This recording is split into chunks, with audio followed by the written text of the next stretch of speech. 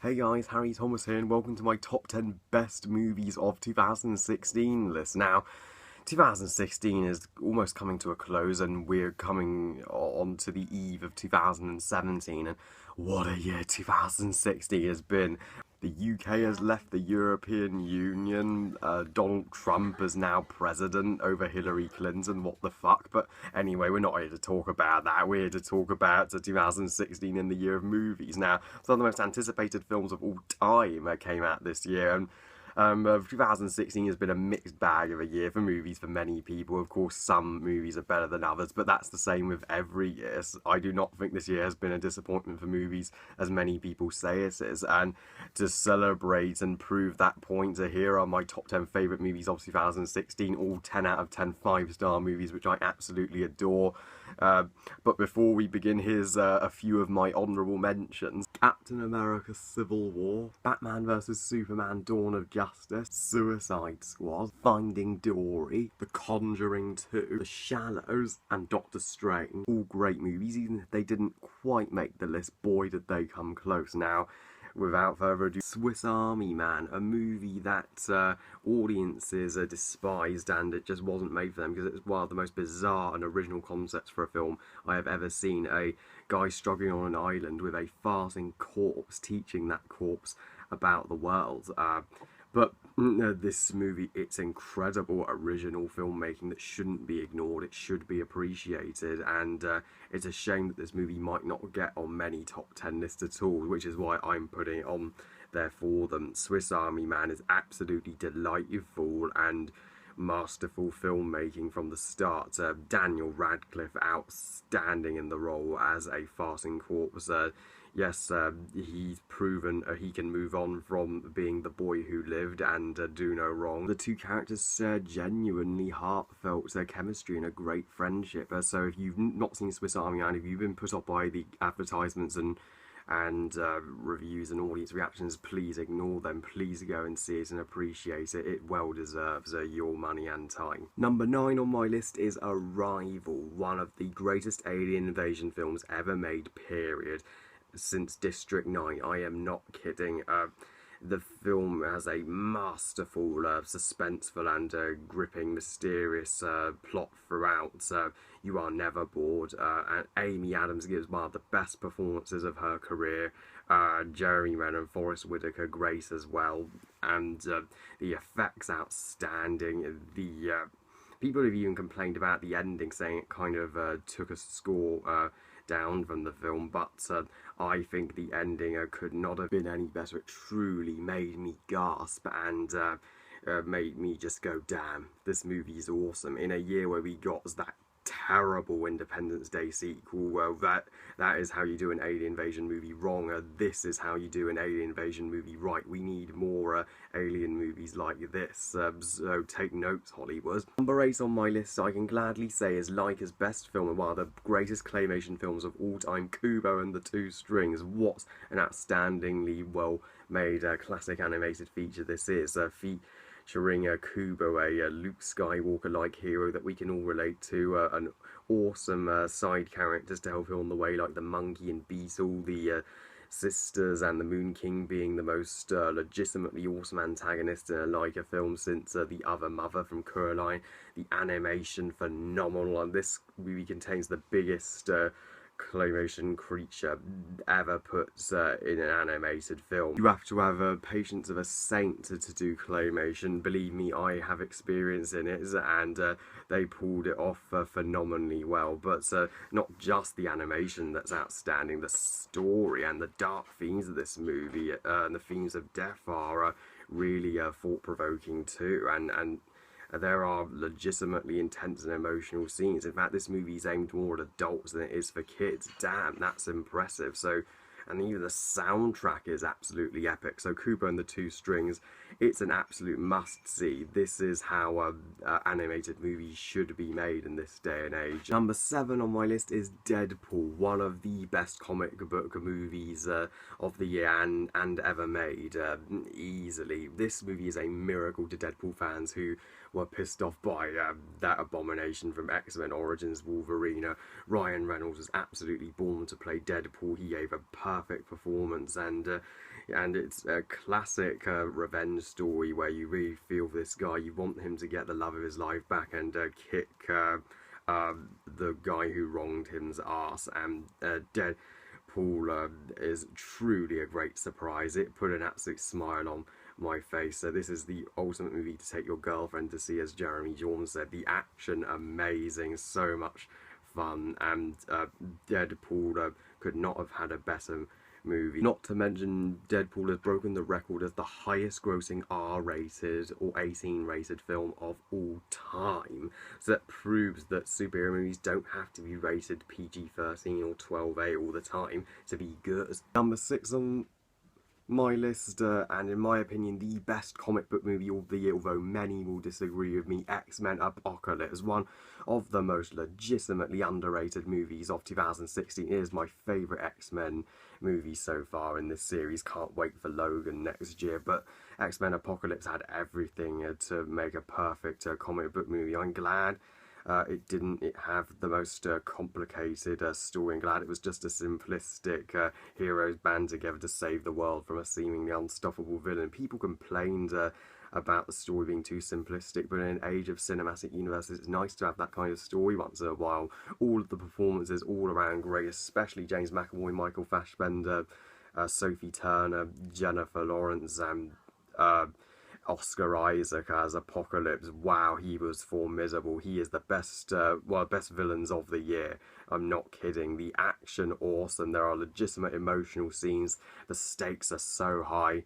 It's absolutely spectacular throughout, and the climax of this movie is the defining moment of the X-Men series. So yes, X-Men Apocalypse, an underrated masterpiece.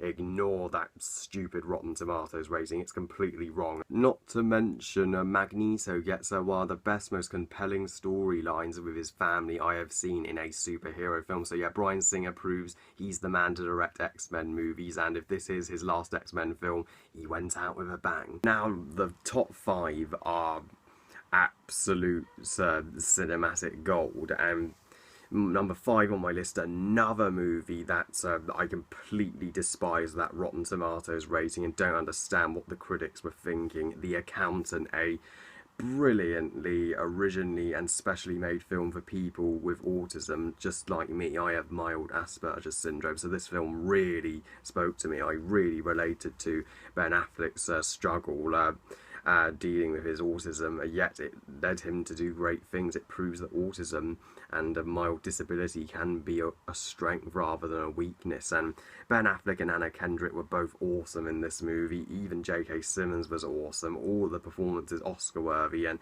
action scenes awesome. There's so much powerful, solid drama throughout the film. It's beautifully shot. Even if people complain about the pacing is necessary for character development and allow the emotion to sink in. This is a movie, although probably won't get nominated for Best Picture, deserves to.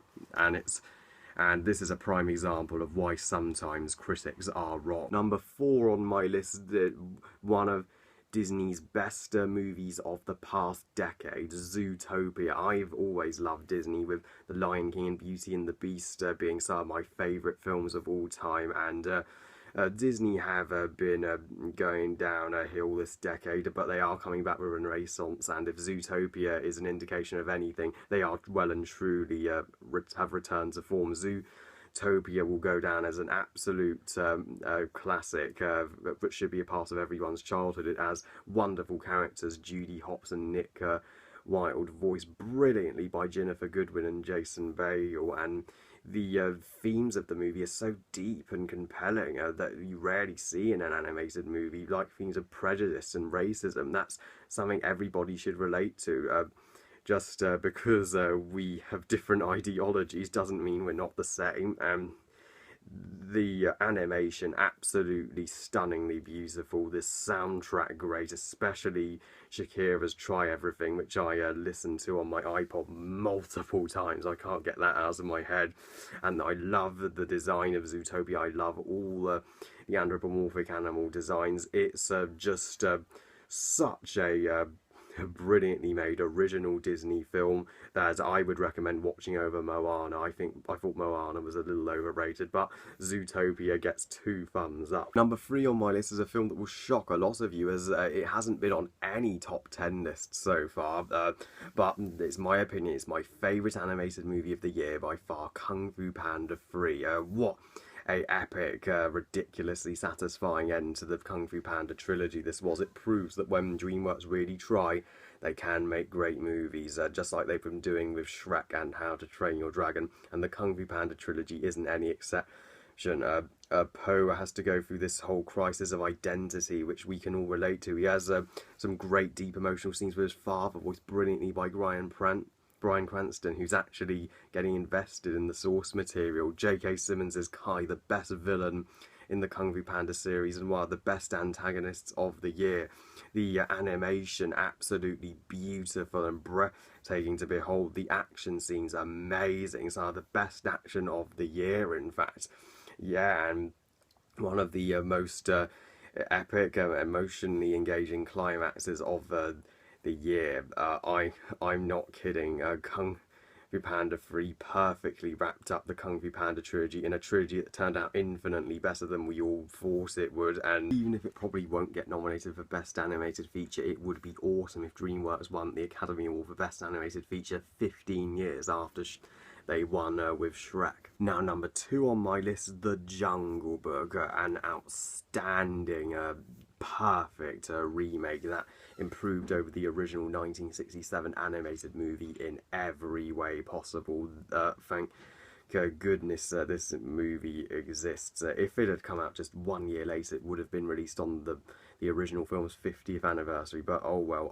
I'm not so keen on Disney remaking Beauty and the Beast or Lion King, because they're one of their perfect movies, but remaking some of their movies that were good but did have problems isn't such a bad idea, and Jon Favreau's The Jungle Book perfectly proves that. Neil Sefi as Mowgli, outstanding child actor having to interact with CGI characters.